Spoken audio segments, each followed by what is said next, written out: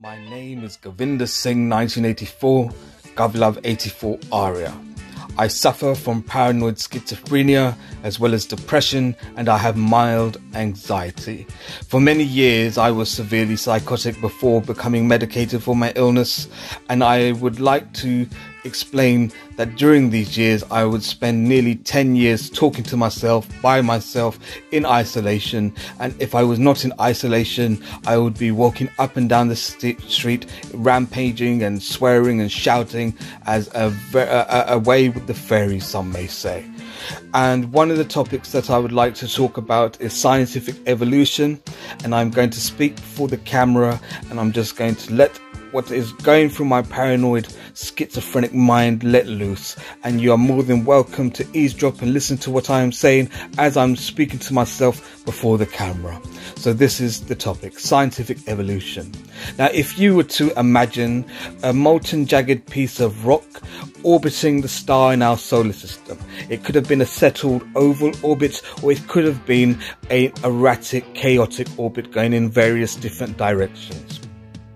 Now, the molten jagged piece of rock cannot harbour any life because of the harsh extreme heat and the liquid fire conditions. So when you look at the asteroids, scientists have discovered that on the asteroids are metals, silicate and ice. So ice on the asteroids is very important because organisms can survive or can be frozen in ice. And not just the asteroids, but the meteors, the comets that are shooting from one end of the galaxy to another, leaving trails of water, can very much harbour organisms. And the key is the organisms. Now, a collision must have happened between the molten jagged piece of rock and the asteroids, which consists of the ice, and this caused a melting effect and a steam effect.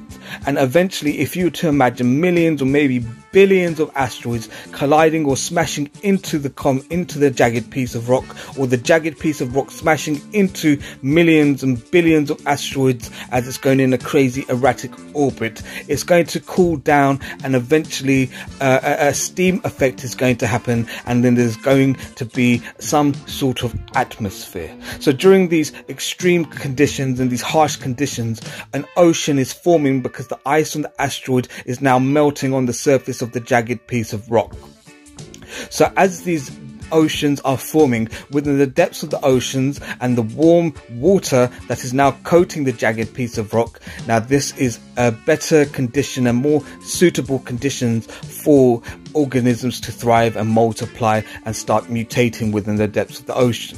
So within the depths of the ocean, there's very millions and billions of other species that come from the same genomes, the same nucleus. Now, there are organisms that the Western scientists have named the eukaryotes. The eukaryotes are an organism that has a nucleus, a nucleus and genetic DNA data. Then you have the prokaryotes that do not have a nucleus, and then you have the cyanobacteria, which generates oxygen. Now, cyanobacteria can exist in extreme, very hot conditions, maybe not a liquid fire molten lava condition, but very extremely boiling hot water, and it can still survive and generate oxygen. So eventually, within the depths of the ocean, species are dinosaurs within the depths of the oceans, and mammals and fishes are definitely evolving within the depths of the ocean.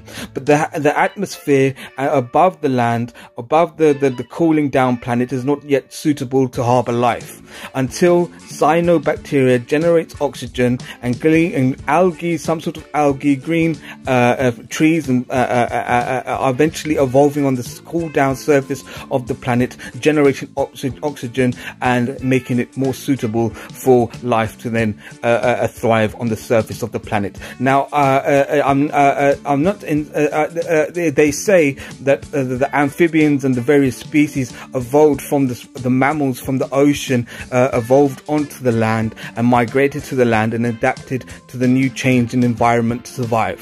But there's a possibility that organisms could have been evaporated from the ocean and vaporized and taken to the sky, and then condensation and return to the surface of the land and rain down on the trees, on the leaves, or on the new fertile soil of the planet, and some sort of insects could have formed in through that process of evolution. So the oxygenation and is having a dramatic effect on the changing environment of the planet. So we know from the depths of the ocean, you have mammals in the depths of the ocean like whales and dolphins that produce milk, and you have fishes, you have the sharks, you have the jellyfish. So these are the various different types of species that all evolved from the same single cell, the same nucleus that was frozen on the ice of the asteroids or the comets or the meteors.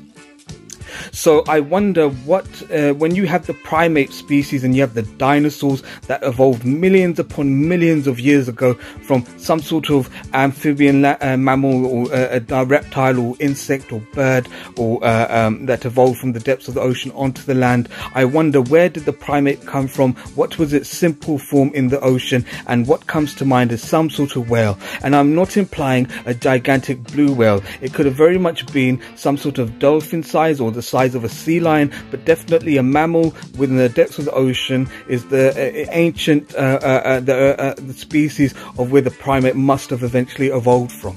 So when you look at the primates on the land, we have gorillas and you have gorillas and chimpanzees and baboons in Africa. We have spider monkeys in South America. We have the macaque monkey in Asia, the rhesus monkey, the langur monkey, and there's orangutans. And I believe that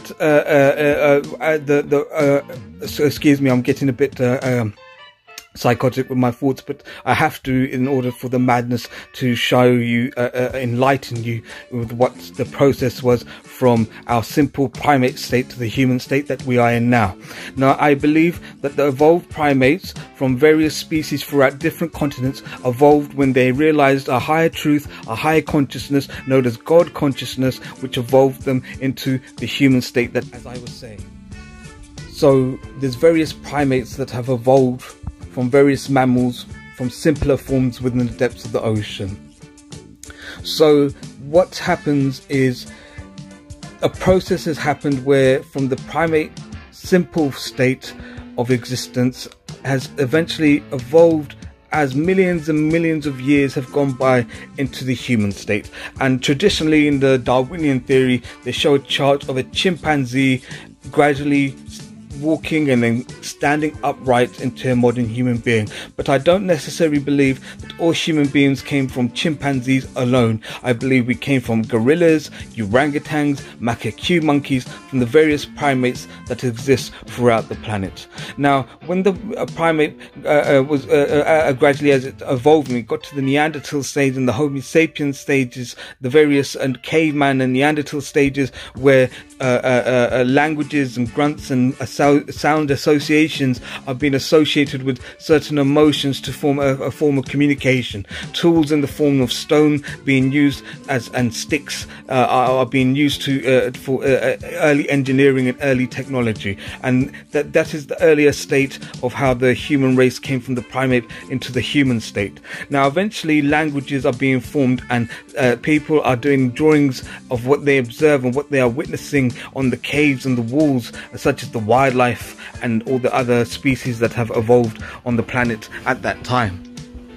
So when the human state has got to an intelligent state and is leading away from its primitive state, they are now